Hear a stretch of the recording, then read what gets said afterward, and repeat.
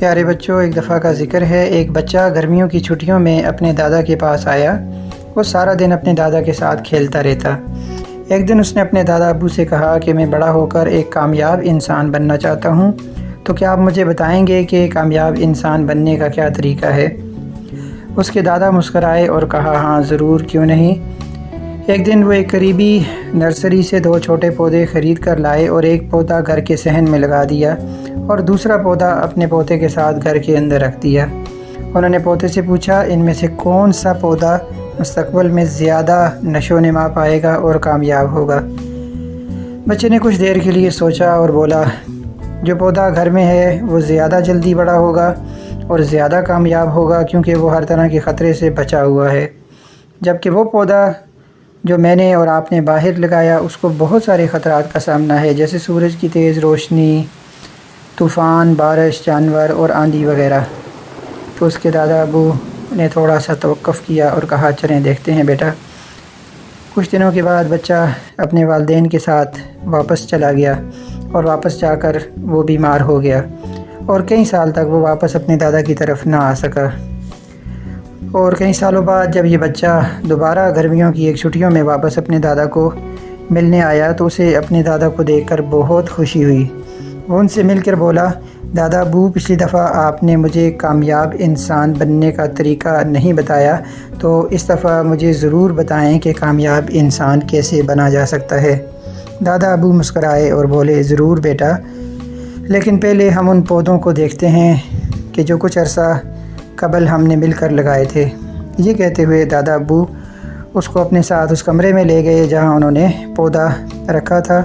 وہ پودا ایک چھوٹے سے درخت میں تبدیل ہو چکا تھا، اور پھر دادا ابو اس کو باہر صحن میں لے آئے جہاں پہ دوسرا پودا لگایا تھا۔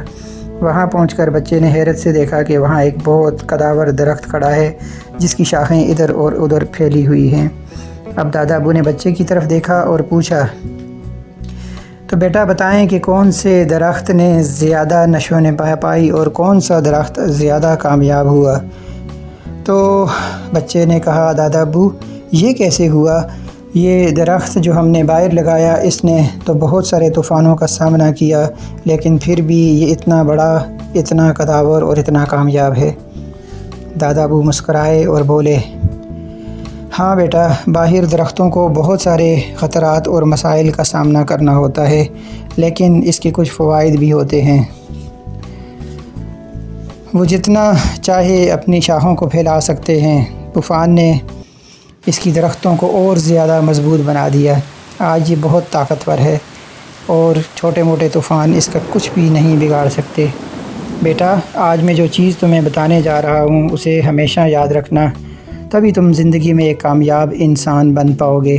اگر تم نے ہمیشہ آسانیوں اور آرام و آسائش کا انتخاب کیا تو تمہارے لیے ایک کامیاب انسان بننا بہت مشکل ہوگا، اور اگر تم اس دنیا کے تمام خطرات اور مسائل کا سامنا کرنے کے لیے تیار ہو تو کوئی بھی تمہیں تمہارے مقصد سے پیچھے نہیں ہٹا سکے گا۔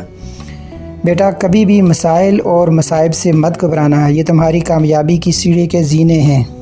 بچے نے ایک لمبی سانس لی اور اس کے دادا ابو نے اسے مزید بتایا، بیٹا، رکاوٹیں جنہیں ہم اپنا دشمن سمجھتے ہیں، دراصل زندگی میں یہ ہمیں اور زیادہ مضبوط اور کامیاب بناتی ہیں۔